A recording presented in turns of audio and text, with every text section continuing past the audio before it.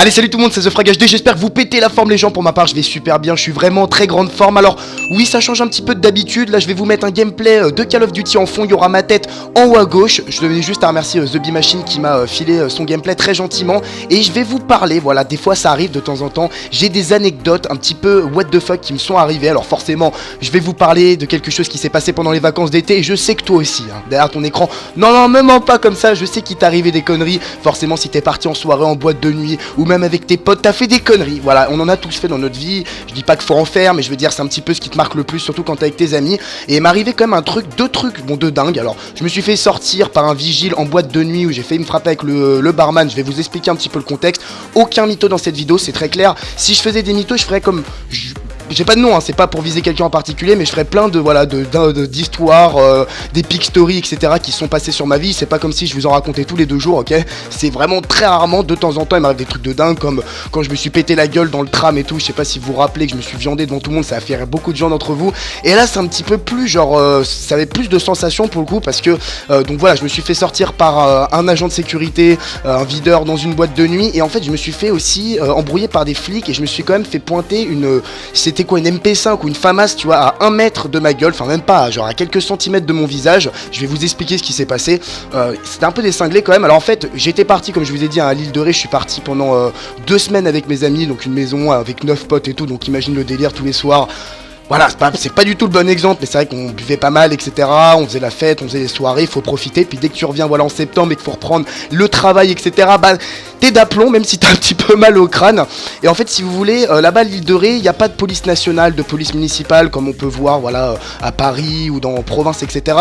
Vu que c'est une île, en fait, il n'y a que des gendarmes. Et en fait, les gendarmes font aussi militaires, etc. Donc ils ont droit, en fait, je veux dire, vous verrez jamais une municipale avec des FAMAS ou des MP5, mais c'est vrai que quand il y a le plan Vigipirate, on peut voir pas mal de police nationale avec des mitraillettes, etc. Alors normalement elles sont chargées. Je crois qu'il y a une sécurité, c'est-à-dire qu'ils peuvent pas, s'ils appuient involontairement sur la gâchette, ça va pas te tirer une balle. Mais c'est vrai que ça fait quand même une sensation dingue quand tu te retrouves avec un flic qui a genre quelques centimètres de ton crâne, l'arme fixée sur toi. Donc je vais vous expliquer vite fait. Tous les soirs, on avait une petite routine, à part les boîtes de nuit, etc.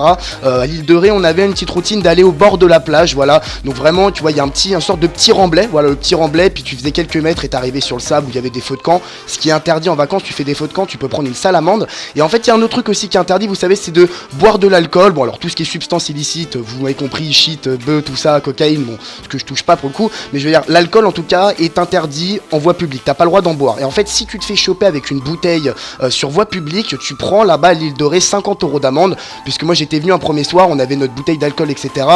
On a vu les flics arriver, donc la gendarmerie, on l'a caché très rapidement, et puis il y a un autre groupe qui était à côté de nous, qui s'est fait contrôler, ils ont chopé sa bouteille, pièce d'identité, et chaque personne qui avait une bouteille, par exemple ça, c'est, tu vois, une bouteille de whisky, qui l'a acheté, ouais, c'est moi, 50 € pour toi. Il y a une autre bouteille de vodka à l'acquis, à toi, ok, bah toi aussi 50 €.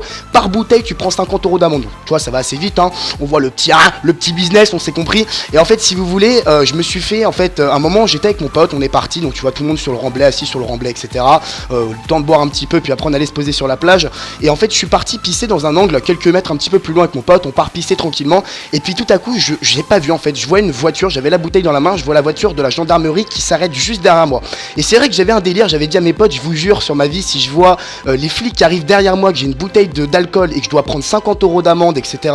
Et en plus, tu perds ton alcool qui coûte quand même assez cher, pour le coup l'alcool ça coûte cher, et en plus tu prends 50 € d'amende, je vous jure, j'ai dit ça à tous mes potes, je prends la bouteille et je me barre en courant. Voilà, je me barre en courant. Et c'est exactement ce que j'ai fait, je sais pas, voilà pourquoi je l'ai fait, j'aurais peut-être pas dû le faire. Quand ils sont sortis de la voiture, j'ai pris la bouteille, je me suis taillé en courant, mon pote qui était avec moi, il est resté comme ça, c'est un taré, pourquoi il le fait? Les mecs en fait m'ont poursuivi, il y a une sorte de petite forêt, vous savez, il y a pas mal de nature, de verdure un petit peu à l'île de Ré, et ils m'ont poursuivi, voilà, comme des dingues, etc. J'ai couru, puis à un moment je me suis dit, mais mec, t'es en train de te faire courser par les flics, les mecs ils vont croire que t'as des armes, que t'as des couteaux, enfin, que t'as un truc de dingue. En règle générale, quand un jeune se fait poursuivre par les flics, c'est pas parce que le mec a une petite bouteille d'alcool sur lui, vous voyez ce que je veux dire, c'est un petit peu plus suspect. Donc si vous voulez, moi j'ai commencé à courir, et puis quand je suis arrivé dans la forêt, j'ai fait putain, faut pas qu'ils trouvent mon alcool, donc j'ai balancé ma bouteille. Sauf que je devais m'en douter, quand ils se sont arrêtés, quand la voiture s'est arrêtée derrière moi avant que je cours, ils m'avaient vu avec la bouteille dans la main, donc ils savaient que j'avais de l'alcool, mais ils pensaient que j'avais autre chose sur moi. Et en fait, quand ils m'ont coursé avec voilà, une lampe de torche, ils étaient 3, il y en a un qui avait une arme, etc. Et en fait, quand je me suis arrêté, à un moment, j'ai fait ok, c'est bon, je m'arrête. J'avais lancé ma bouteille dans la forêt, je me suis dit c'est bon, ils vont pas la retrouver. Et en fait, quand les mecs sont arrivés, il y avait un mec qui était comme ça, fait ouais, qu'est-ce que t'as? Et donc il commençait vraiment trop à m'embrouiller.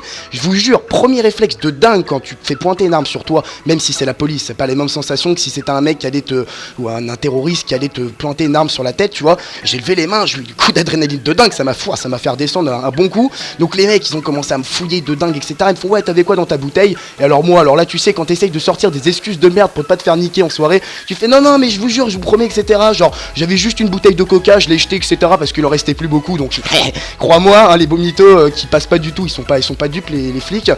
Ils m'ont dit, ouais, etc. Tu fous pas de notre gueule. Donc pendant qu'il y en avait un qui gardait l'arme, genre vraiment très proche de ma tête, les deux autres étaient avec leur lampe torche en train d'essayer de trouver la bouteille. Au bout de 2 minutes, ces enfoirés, ils ont trouvé la bouteille. Alors il y avait un jeune, je pense que le mec il devait avoir quoi, 24, 25.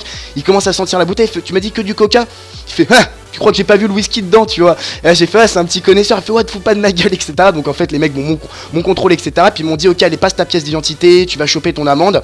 Je m'en suis super bien sorti parce qu'au début, tu vois, genre quand tu courses les flics comme ça, ils te demandent de t'arrêter, que tu continues, etc.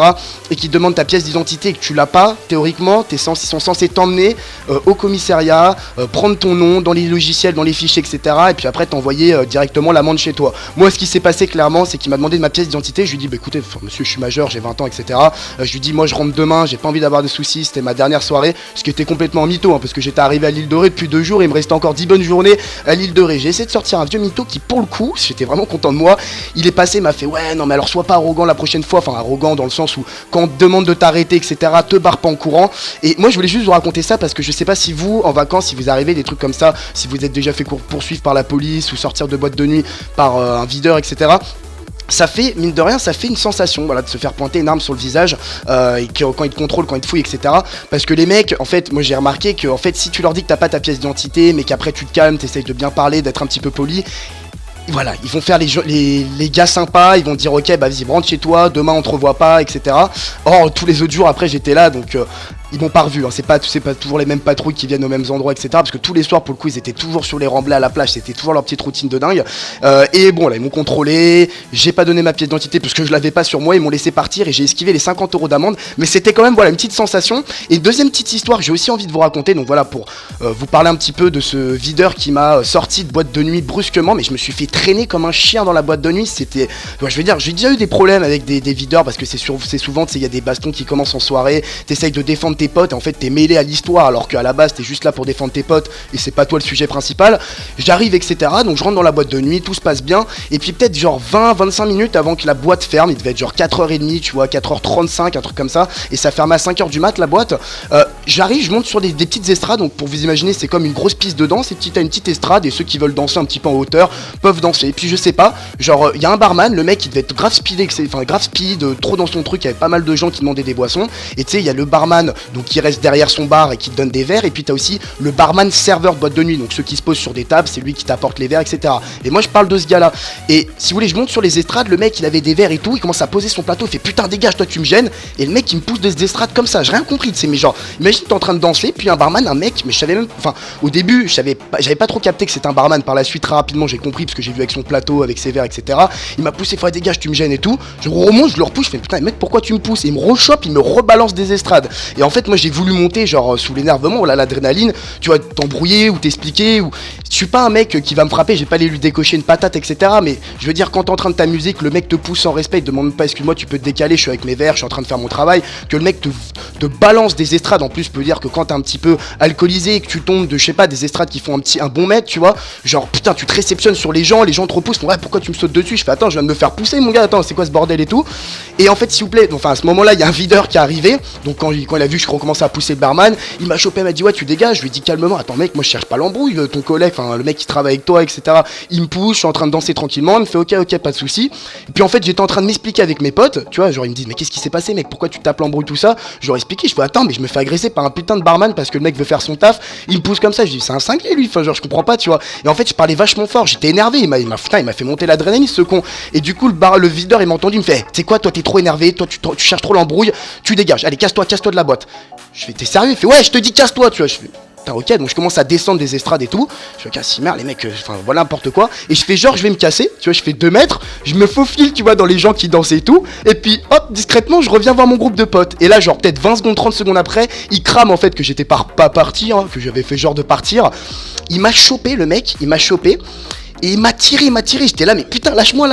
Et il m'a tiré, tu vois, et ça t'énerve. En fait, c'est genre, je sais pas si ça vous est déjà arrivé, alors vous êtes peut-être plus jeune, mais ceux qui ont mon âge, ou même qui ont déjà vécu ce genre de situation, c'est quand un mec te sort, et que tu lui dis, c'est bon, t'inquiète, je suis calme, je sors tout seul, y a pas de souci, mon pote, détends-toi. Et que le mec te traîne comme un chien, tu te bouffes toutes les portes, tu te bouffes les murs et tout, que le mec te traîne, et bah ça te rend dingue. Donc à un moment, je lui ai mis un coup, tu sais, genre un coup de mode, genre, ouais, lâche-moi, c'est tout, tu vois. Et là, ça l'a trop énervé, jamais de ma vie, j'aurais dû faire ça. Le mec, il m'a traîné, limite, je me suis pété la gueule, et le mec, il me traînait par terre, avec les centaines de personnes autour de la boîte qui me regardent en mode putain mais qu'est-ce que c'est que ce bordel, qu'est-ce qui lui arrive et tout, c'est...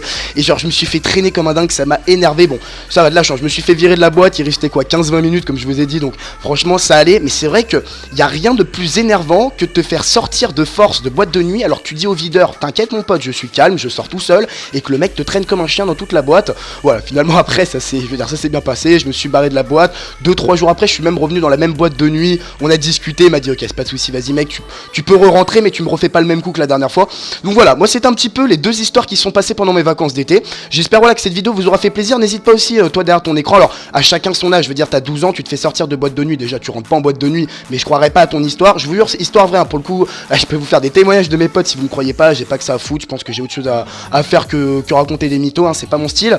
Mais voilà, s'il y a des choses similaires ou des embrouilles qui vous sont arrivées pendant ces vacances d'été à des endroits, n'hésitez pas à me le raconter dans les commentaires, peut-être que je sélectionnerai la meilleure histoire. Faut encore qu'elle tienne le coup, hein, faut pas non plus me dire ouais je me suis fait dépouiller, j'ai fini à poil, après on m'a séquestré, enfin tu vois, faut le délire. Non mais des histoires, moi ça me ferait rire de les lire, comme ça vous allez tous pouvoir interagir dans les commentaires. Je choperai peut-être la meilleure histoire et dans la prochaine vidéo je lirai l'histoire de vous, enfin un de vous qui m'a raconté un truc qui était assez drôle. Voilà, c'était The Frag HD, n'hésitez pas à laisser un petit j'aime hein, si ça vous a fait plaisir. Des petites vidéos avec un fond de Call of Duty, encore merci à The Bee Machine, où voilà on peut interagir un petit peu, vous raconter des petites histoires. On se retrouve, donc là cette vidéo sort jeudi soir, vendredi soir, donc demain, je vous sors un top 8 des photos casse-tête. Rappelez-vous, je vous montrais, vous avez 30 secondes pour trouver un personnage ou un objet sur une image, c'était assez compliqué sous forme de jeu. Donc je vous fais un deuxième épisode demain, j'espère que vous serez là. Allez, ciao les potos, bye.